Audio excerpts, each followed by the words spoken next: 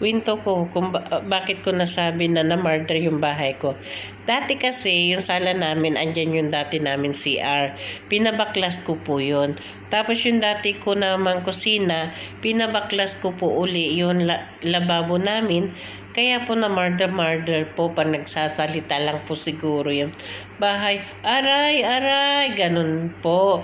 Tapos nung natapos na po yung pina-extension kong kusina, nagpabutas na naman po ako ng para may pintuan po kami, papasok naman po sa kusina. Ayan guys, yun po yung kwento kung bakit ko siya nasabing na murder.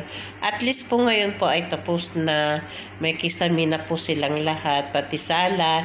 Nag-change color na rin po tayo. Tapos po nagkaroon na rin po ako ng sarili kong gripo. Yan po yung mga napundar kong nakaka-fraud. Kahit sariling sikap ko po, galing po sa dugot pawis ko. Ayan guys, maalala ko lang noon, bata ako noon, makikipag-igib kami sa kapitbahay. Yun handle ng mga puso nila, wala. Kaya noon ko nagpagawa na rin kami ng sarili namin.